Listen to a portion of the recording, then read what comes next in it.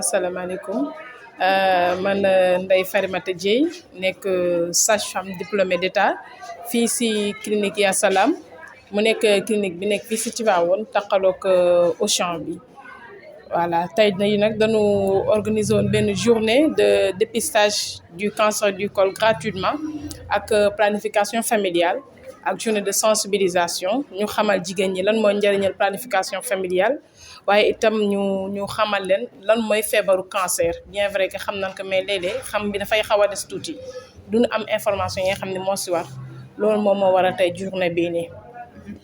tey ci suba ba tey ngeen commencé ko lan lañ ñaata ci xayma lañu mën a jàpp ne consulté ngeen ko ak lu jëm ci cancer col de l'utérus ak planification familiale. si li ñu jàpp ni tey jii nii déjà te ñu ngi en mi-journée jàpp na ne atteindre nañ suñu objectif parce que l'objectif pour planification familiale déjà c'était 35 personnes au minimum te actuellement ni passé na 40 yi di dem pour dépistage du cancer du col bi actuellement defagum nañ 63 ak 48 yi nga xamante ni jot nañu ex donc presque 150 et quelques ñu yi nga xamante ni ñu ngi si yoon bi ak ñi jot a woote di laajte ba xam journée bi fu mu toll aussi loolu aussi mën nañ ni atteindre nañ suñu objectif sincèrement parce que bu ñu globaliser lépp daan atteindre au moins les 150 voire 160 donc dañuy gën a sant yàlla rek te xam na ne aussi dafa tombeek ak événement ziar général bi déjà nit ñi ba tey ñi ngi woote am na ñi nga xam aussi ñi ngi si yoon bi donc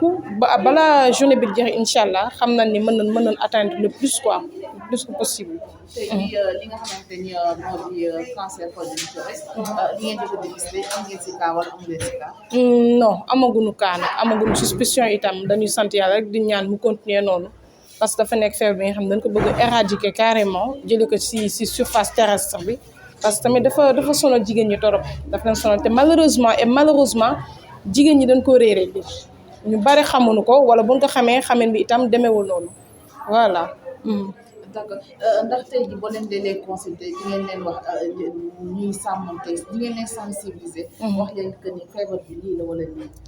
loolu moo tax sax affaire bi xaw a dund yéex mais nit ñi di jël seen temps lu bare ba mu am ñi nga xamante ne dañuy xaw a yàkkamti parce que tamit bu ñu duggee il faut que bala nga leen defal dara nga xamal leen ñoom lan moo leen fi indi ba pare ndax des fois mën nañ ko dégg si mbedd ñoo ne consultation la ñëw te xamuñu consultation lan la xamuñu njëriñal consultation boobu. donc lu mel noonu bu ñuy dugg see il faut nga expliquer d'abord feebar bi lan la mën a def seen yaram lan mooy jeexintal bi ak yan conséquences la mën a am maanaam lan la leen mën a jural ëllëg si biir boo leen ko defalee nag wax leen loolu ba pare xamal leen lan mooy feebar bi après nga leen doogee defal dépistage bi laaj leen aussi ndax léeg-léeg tamit ñu dugg xaw a yàgg si biir ndax même bu dul cancer bi sax mën a nekk ay infection wala yu mel noonu yooyu nag bu ci amee aussi dañ koy traiter sur place. voilà loolu mooy avantage journée bi aussi surtout ñi nga xamante ni dañu ñëw pour def dépistage bi. mais ignorance la ci am. bu baax am na si bu baax a baax ndax boo saytoo xëy na léegi sax la que nit ñi xaw a gën a xam que bu njëkk ba parce que bu njëkk ba dafa doon dem di rey lu baree bari léegi nag les femmes sont conscientes ba à chaque fois buñ ko déggee rek seen fi dafay dem parce que bu commencé tiital nag dañu waxante dëgg et aussi c'est une maladie qui est une tueuse très silencieuse dafay raam rek ba yegg foofu. xale ji nag léegi commencé nañ ko xam ba ñoom ñëpp ku si nekk si ñoom yaa ngi dem di saytu ci sa yaram. bu ñëwee ci planification familiale nga baal ma comme genre fii ñu nekkee côté Tivaouane côté Kayor bi. góor ñu bari duñu bëgg seen i jabar di def planification familiale. tey jii lan nga leen mën il faut que ñu xam ni comme li may wax ñëpp mooy planification familiale produit bu doon lu bon la sage-femme ba ko jàng xam ni produit la sa nekk du ko jël def si yaramam comprendre ngeen. te bu nu saytoo fukki sage-femme yoo jël juróom ñi wala juróom-benn def nañ planification familiale ça dépend nag ban méthode lañ def planning aussi bu ñu koy def doone nit ki da nga ñëw rek planning laa bëgg ñu defal la non il faut ñu saytu sa yaram xool sa yaram lu mu nangu ak lu mu nangu te aussi ñu expliquer les conséquences ndax ndox bi ngeen naan sax dafa am effet secondaire ndox bi ngeen naan dafa am effet secondaire waxantu malaak nag li nga xam te ne mooy garab par exemple bu ñu wax paracétamol nit ñi dañ ko bëgg te pourtant moom dafa am effet secondaire te pourtant nit ñi dañ ko jël.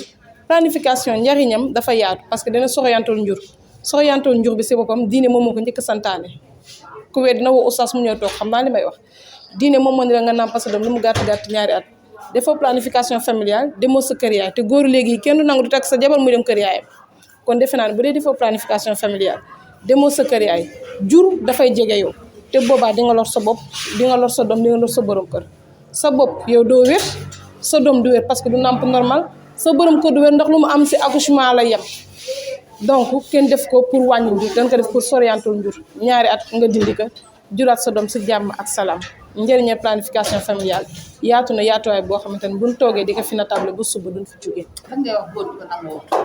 waaw peut-être buñ ko nangul ñàkk xam rek la te des fois aussi par moment agent de santé yi en tant que tel dañuy xaw a yàkkamti ba duñu jël temps bi si war pour expliquer njëriñu planification familiale duñu jël temps bi si war loolu moom moo tax te ñu war a xam ne aussi ferñeent ñu defaree planification familiale ferñeent yooyu moo nekk ci soowu jigéen muy œstrogène ak progestérone yooyu noonu moom moo nekk ci soowu jigéen ak multivitamine yi nga xamante ni dana ko ci bindaali nit ki war ko mën a jël toppatoo yaramam lekk ba suur naan ba màndi dalal xelam su ko defee jàmm ak salaam rek lay daal di am. Voilà, qu'est-ce qu'on peut retenir par rapport à cette journée de consultation gratuite? C'est une journée que le cabinet a organisée dans le but de sensibiliser les femmes, surtout concernant le cancer du col de l'utérus, qui est devenu un cancer très connu peut-être, mais aussi qui est devenu une tueuse silencieuse, sincèrement.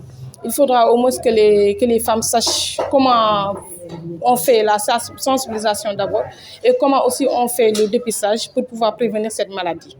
Et par rapport À l'affluence. la planification familiale. La planification familiale aussi est une méthode. Déjà, la signification on te dit carrément que c'est une méthode qui nous permet d'espacer les naissances. Déjà, ça suffit largement. Et il n'y a aucun risque quand même quand la personne a une méthode qui est adaptée à elle. Ça peut l'aider quand même à espacer ses naissances, à avoir une excellente santé aussi. Sa santé, la santé de ses enfants et celle de son mari aussi. Et par rapport à l'affluence, est-ce que les femmes sont venues? Ça va, jusque-là, on peut dire qu'on a atteint notre objectif alors qu'on est en mi-journée. Au moins, on a pu consulter jusque-là 63 femmes pour le dépistage du cancer du col, plus d'une trentaine pour la planification familiale, alors que notre objectif était au minimum d'atteindre les 35 femmes. Pour la planification familiale. Oui, c'était pour la planification familiale et le dépistage quand même le maximum possible. Alors là, nous sommes à une centaine presque, donc là, on en remercie Allah. Vous avez des cas, des suspicions? Non, pas encore. On n'a que des cas négatifs, alhamdulillah, on prie que ça continue ainsi. Et par rapport à la planification familiale, beaucoup de maris ne veulent pas que leurs femmes le font. Qu'est-ce que vous en dites? C'est par simple ignorance, je dirais. C'est par simple ignorance, tout simplement. Parce qu'ils n'ont pas été bien informés, ni par l'agent de santé, ni par la femme, ni par le laborantin, je dirais souvent. Mais quand même, c'est une méthode d'espacer les naissances. C'est une méthode d'avoir une excellente santé, surtout quand la femme a pris une méthode qui est adaptée à elle, qui est adaptée à sa corpulence, qui est adaptée à sa santé. Donc, il n'y a aucun risque, sincèrement. Pour la planification. Pour la planification familiale. Si la femme prend une méthode qui est adaptée à elle, il n'y aura aucun risque. Et par rapport au cancer du col de l'utérus, est-ce que les femmes savent ce que ça fait? D'habitude, beaucoup ne le savent pas. Beaucoup ne le savent pas. Ça se comprend parfaitement, puisque l'information n'est pas bien partagée, la maladie en tant que telle n'est pas bien connue. Donc, c'est très normal que beaucoup ne savent pas déjà que c'est une tueuse silencieuse, déjà aussi que la maladie elle-même fait des ravages. D'habitude, quand on s'en rend compte, c'est des fois trop tard. Des fois, ça peut être au stade 4, quand même, qui est un stade vraiment très, très douloureux, je dirais, mais aussi qui est un stade très grave, puisque ça peut atteindre les autres organes du corps. Vous avez des cas d'infection? Infection, oui, ça n'en manque pas. Ça n'en manque pas, surtout avec la période, avec la chaleur aussi. C'est très normal. Mais quand on en a, on les traite sur place avec des médicaments ou bien on les prescrit des ordonnances. Et comme ça, elles iront les acheter, les utiliser tout simplement. Et voilà, elles ont aussi des rendez-vous. Et tout cela se fera ici aussi. Donc, il y a un suivi. Il y aura un suivi, Inch'Allah. Il y aura un suivi. Merci beaucoup.